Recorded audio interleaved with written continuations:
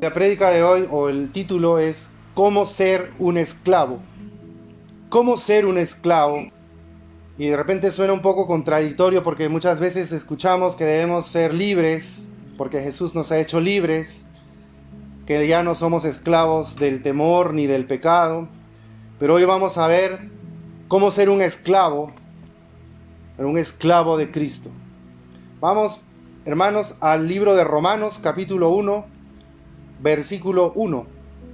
Y vamos a leerlo en la versión que todos tenemos, que es el de la Reina Valera, y luego vamos a leerlo en otra versión.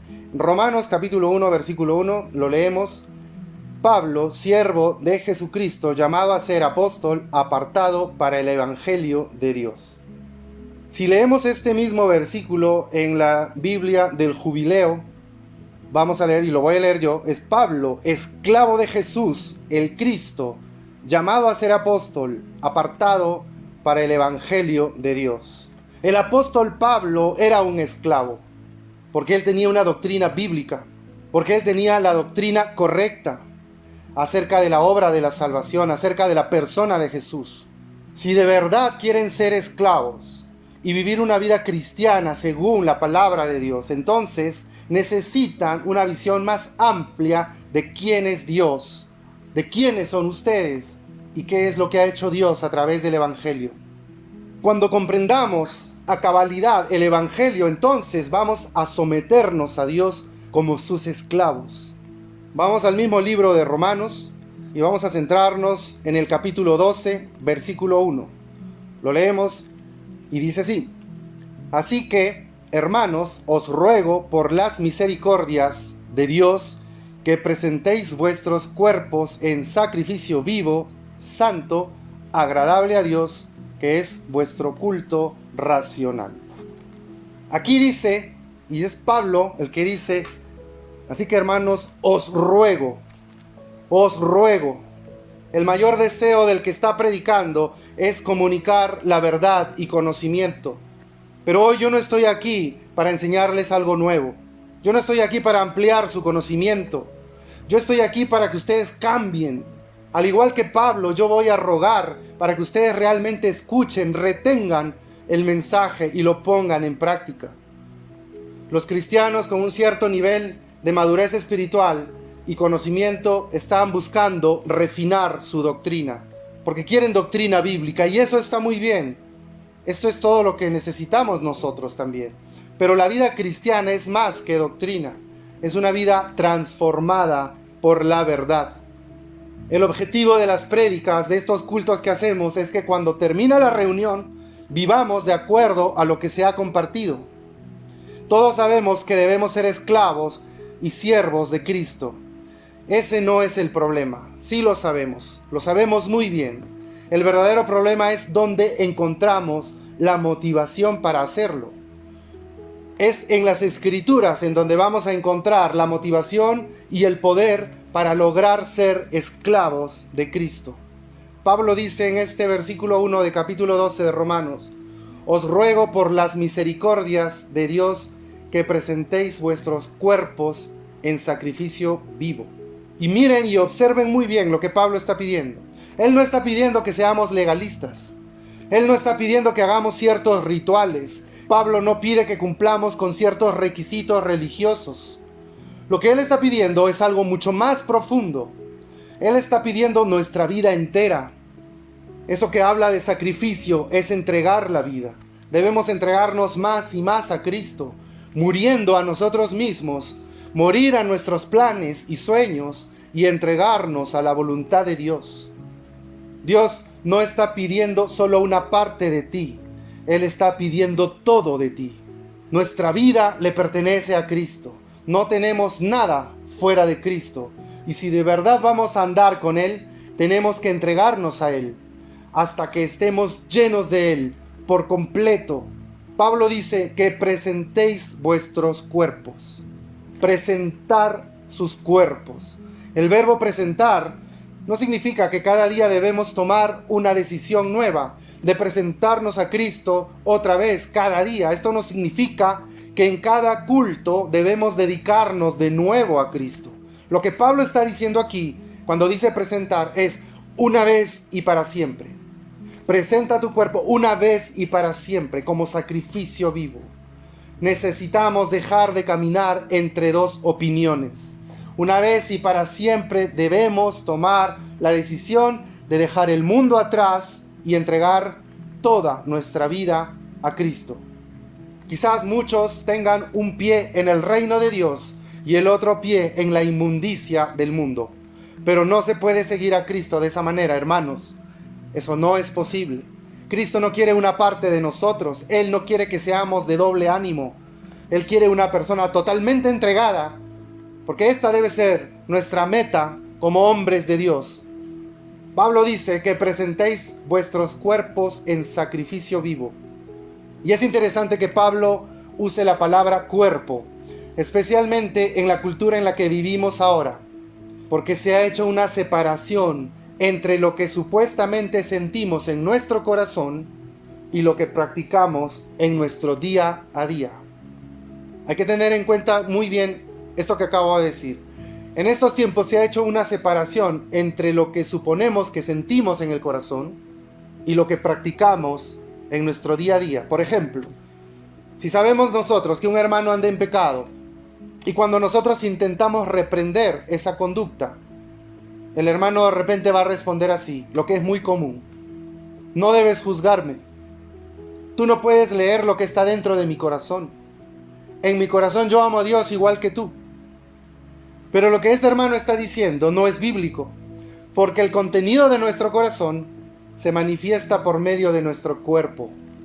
A través de toda la Biblia, los hombres de Dios se conocen no por medio de sus palabras, sino por medio de sus frutos, por medio de sus actos. Cristo no quiere tomar el control solamente de tu corazón. Él quiere tomar el control de tu mente, de tus oídos, de tus ojos, de tu boca. Él quiere tomar el control de toda tu vida. La Biblia dice que el corazón es el centro de todo. Es el centro de la voluntad, de las emociones, el intelecto. Y si Dios tiene tu corazón, entonces Él también va a tener tu intelecto, va a tener tu voluntad, va a tener también tus emociones. No podemos hacer una separación, poner una raya en medio entre nuestros actos y nuestro corazón. Porque lo que hacemos con nuestro cuerpo demuestra lo que de verdad está dentro de nuestro corazón. Ser esclavos de Cristo es un asunto del corazón. Si nuestro corazón está entregado a Cristo, entonces vamos a andar conforme a su voluntad y no a la nuestra. Al iniciar esta prédica les dije que todos sabemos que debemos ser esclavos, que debemos ser siervos de Dios. Pero el problema es, ¿de dónde viene la motivación para ser un esclavo o una esclava de Cristo? ¿Cómo yo me motivo para lograr ser un esclavo? ¿De dónde viene el poder para decir no al mundo y decirle sí a Cristo? ¿De dónde? ¿De dónde viene ese poder? Y Pablo nos está enseñando aquí en el versículo 1 que dice: así que os ruego por las misericordias de Dios. Y ahí está la clave, hermanos, es en las misericordias de Dios donde se encuentra el poder para vivir una vida entregada totalmente a Cristo. El hombre que comprende quién es Dios realmente, el hombre que comprende la grandeza de Dios, su santidad, su justicia y especialmente el valor de Dios, el hombre que comprende bien quién es Dios y lo que ha hecho por él a través de Cristo, el hombre que comprende todo esto va a tener el poder de entregarse totalmente a Cristo y finalmente ser un esclavo, así como lo era el apóstol Pablo. El poder se encuentra en las misericordias de Dios. Pablo empieza este versículo 1 de Romanos 12, así que os ruego por las misericordias de Dios. Y esta preposición, así que, es muy importante. Así que, eso que pone Pablo ahí es muy, muy importante porque está conectando el capítulo 12, el inicio del capítulo 12, con los primeros 11 capítulos del libro de Romanos.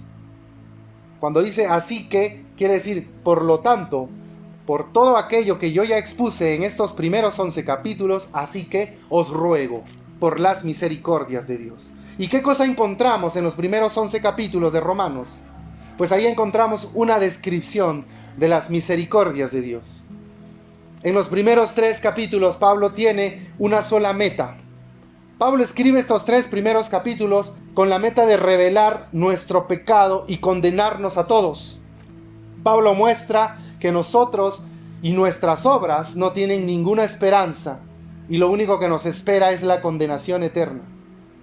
Pablo quiere quitarnos toda la esperanza, quiere encarcelarnos, quiere encerrarnos, quiere ponernos en una celda oscura sin esperanza, para que al final del capítulo 3 y lo que sigue en los capítulos 4 y 5, Pablo pueda mostrar las misericordias de Dios en la obra completa de Jesucristo.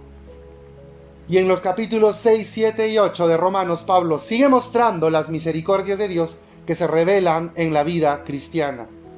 En los capítulos 9, 10 y 11, Pablo muestra las misericordias de Dios a través de la fidelidad del Señor hacia Israel.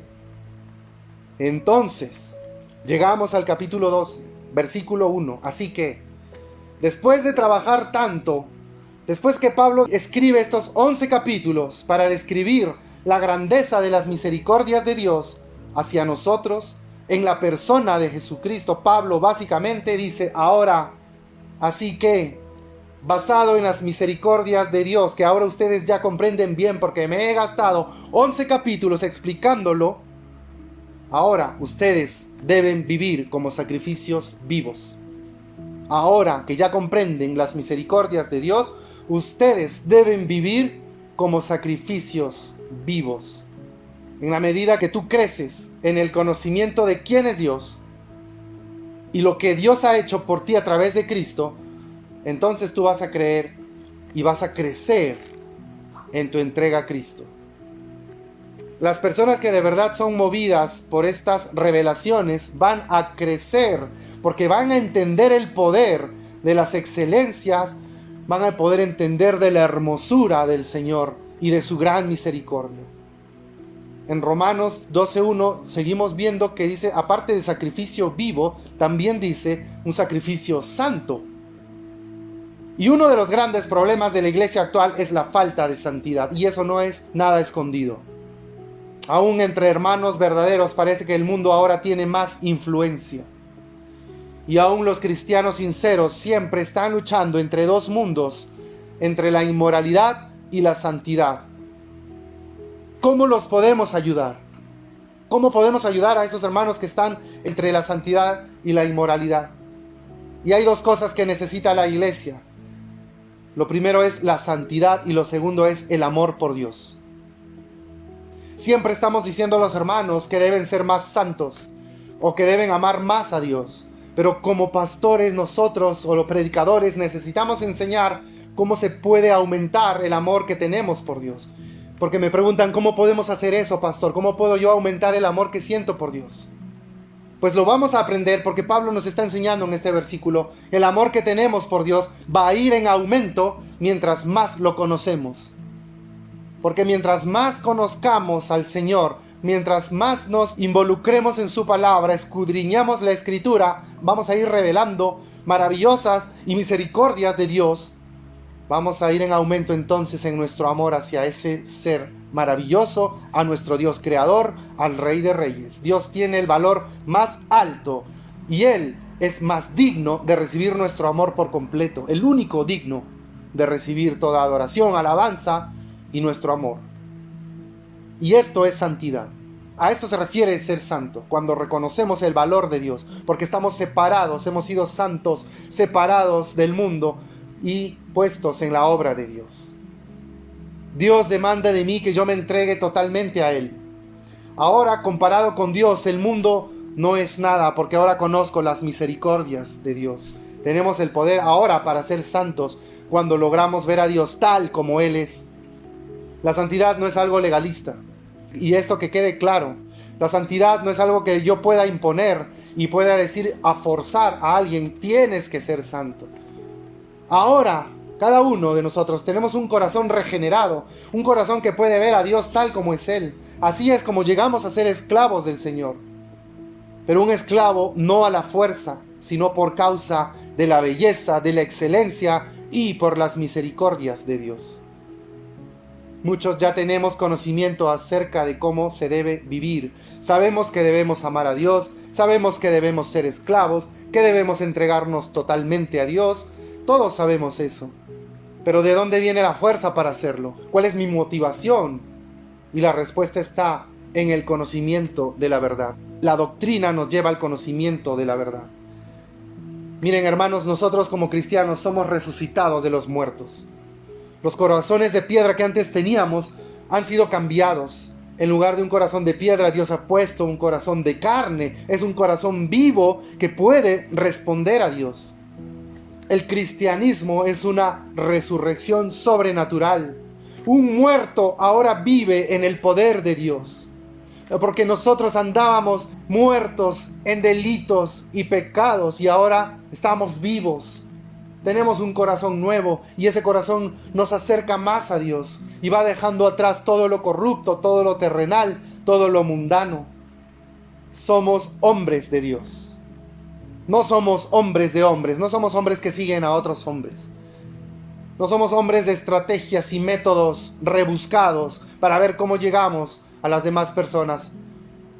No somos vendedores de cristianismo. Nosotros, todos, hombres y mujeres, varones y mujeres, somos hombres de Dios, somos hombres cuyo mayor deseo es ser esclavos de Jesús. Eso queremos ser, eso es lo que nos interesa, ser esclavos de Jesús, esclavos de Cristo, al igual que el apóstol Pablo dijo, aquí estoy yo, Pablo, esclavo de Jesús, el Cristo, el que me salvó, el que me encontró en medio de mi debilidad, en medio de mi pecado, y me rescató, porque yo necesitaba un Salvador, así de poderoso, así de fiel, así de amoroso y así de misericordioso. ¿Cómo no ser esclavo del Rey de Reyes y del Señor de Señores? Amén.